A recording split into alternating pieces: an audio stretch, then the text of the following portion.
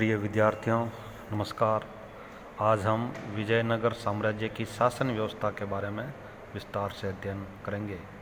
केंद्रीय सरकार विजयनगर राज्य में राजा ही राज्य की संपूर्ण शक्ति का स्रोत माना जाता था, किंतु निरंकुश होने पर भी वह उदार तथा विचारवान होता था। यद्यपि वह साम्राज्य का सर्वोच्च सैनिक, असैनिक तथा न्याय अधिकारी होता था, किंतु वह अत्याचारी अथवा उत्तरदायित्व विहीन निरंकुश शासक न था।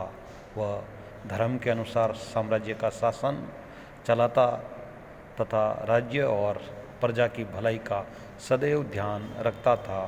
कृष्णदेवराय विजयनगर का सबसे अधिक महत्वशाली राजा था। उसका राजस्व संबंधी आदर्श पर्सा के फ्रेडरिक महान के समान था।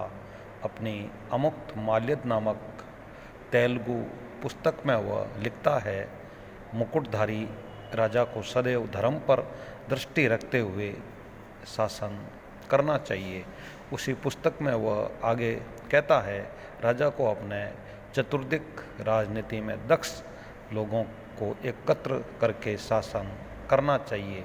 राज्य में ऐसी खानों की खोज करनी चाहिए जो बहुमूल्य रत्न देती हो और उन रत्नों को निकलवाना चाहिए। प्रजा पर हल्का कर लगाना चाहिए। शत्रुओं को शक्ति द्वारा कुचलकर उनके कार्यों को रोकना चाहिए। सबके साथ मित्रतापूर्ण व्यवहार करना चाहिए। अपनी संपूर्ण प्रजा की रक्षा करनी चाहिए और जातियों के सम्मिश्रण को रोकना चाहिए।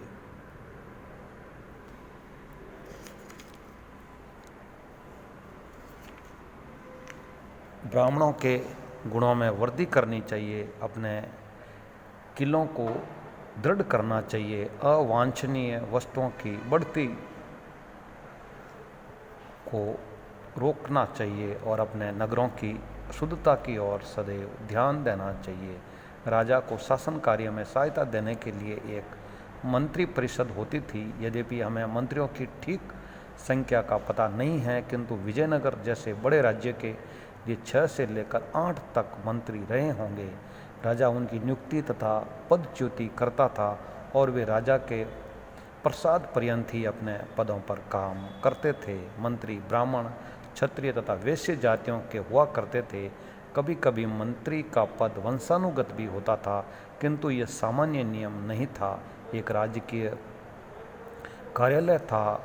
मंत्रियों के अतिरिक्त निम्न पदों पर कार्य करने वाले अन्य पदाधिकारी भी होते थे, जैसे मुख्य कोषाध्यक्ष, रत्नों की रक्षा करने वाला पदाधिकारी, व्यापार का निरीक्षण करने वाला अफसर, पुलिस अध्यक्ष, घोड़ों का अध्यक्ष इत्यादि। राजा का गृह विभाग भी सुसंगठित था।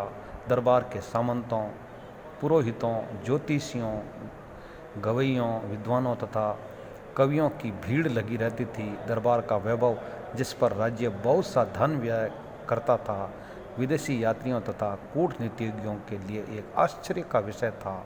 प्रांतीय सरकार विजयनगर साम्राज्य 6 प्रांतों में विभक्त था। कुछ लेखकों ने, जिनका मत डोमिंगोस पेज के कथन पर आधारित है, भ्रमवश लिखा है साम्राज्य में 200 प्रांत थे।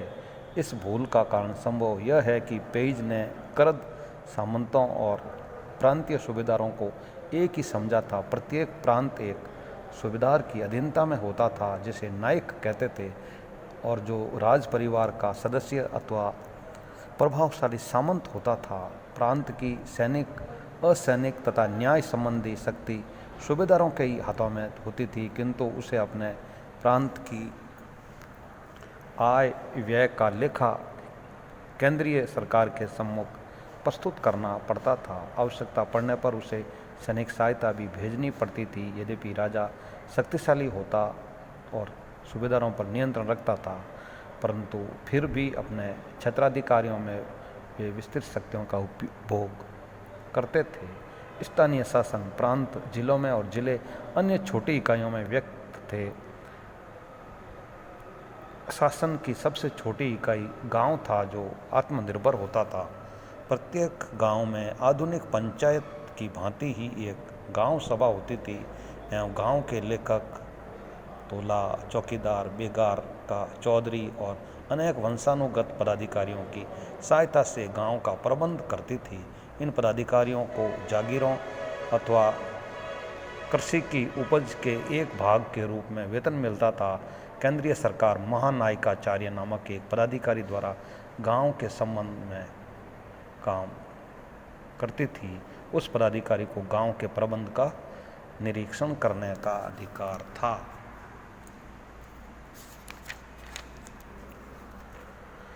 वित्त भू राजस्व सरकार की आय का मुख्य साधन था। भू राजस्व के संबंध वाला एक पृथक विभाग था।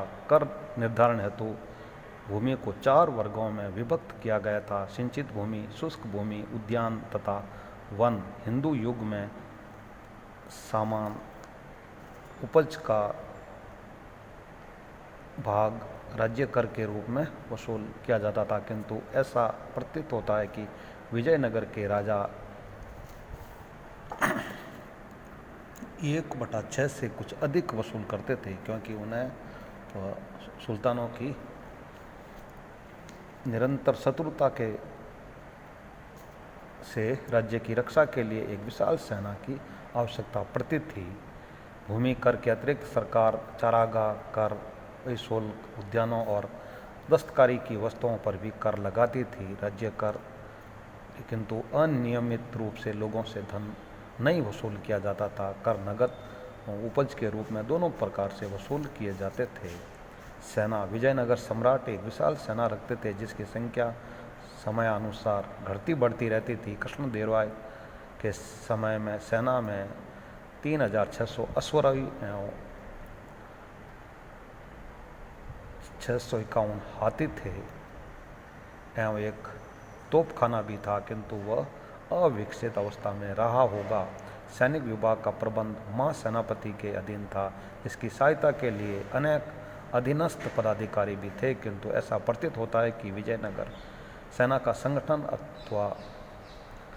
तथा अनुशासन दक्षिण के मुस्लिम सुल्तानों की अपेक्षा घटिया रहा होगा। न्याय राजा न्याय का स्रोत था और स्वयं मुकदमाओं का फैसला क्या करता था एवं नियमानुसार संचालित न्यायालय भी थे। न्यायाधीशों की नियुक्ति स्वयं राजा करता था। गांव के लोग गांव सभाओं अथवा पंचायतों द्वारा अपने झगड़े तय कर लिया करते थे। कभी कभी न्यायाधीश लोग स्थानीय संस्थाओं की सहायता से मुकदमों का निर्णय करते थे। जिन कानूनों के अनुसार न्यायालयों में फैसले होते थे वे अत्यधिक प्राचीन काल से चले आए थे और परंपरागत नियमों, रीति रिवाजों तथा देश के संवैधानिक व्यवहारों पर आधारित थे।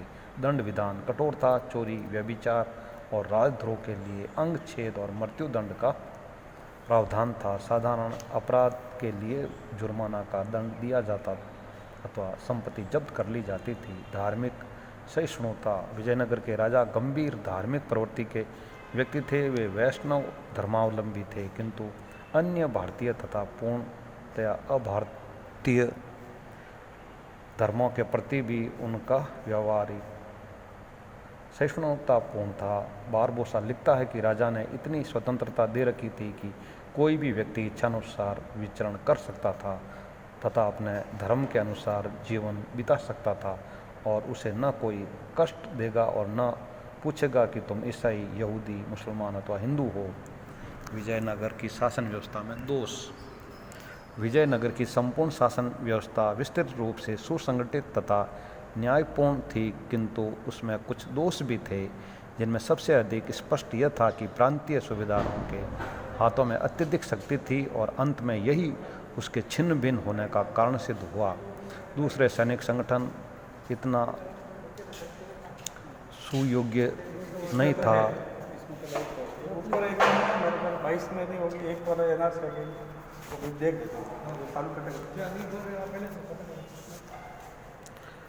जितना कि होना चाहिए और विशेषकर उस स्थिति में जबकि विजयनगर को निरंतर बहमनी सुल्तानों से युद्ध करना पड़ता था। तीसरे राजाओं ने यह भूल की कि व्यापारिक लाभ के लिए पुर्तगालियों को राज्य के पश्चिमी तट पर बस जाने दिया और चौथे उन्होंने लोगों की व्यक्तिवादी प्रवृत्तियों का दमन करने का प्रयत्न नहीं किया। अंत में सब सुविधाओं के होते हुए भी राजाओं ने स्थायी व्यापारिक नीति विकसित करने का प्रयत्न नहीं किया। ये विजयनगर शासन व्यवस्था में दोष थे। इस प्रकार आज हमने विजयनगर साम्राज्य की शासन व्यवस्था का विस्तार से अध्ययन किया है। Very very thanks.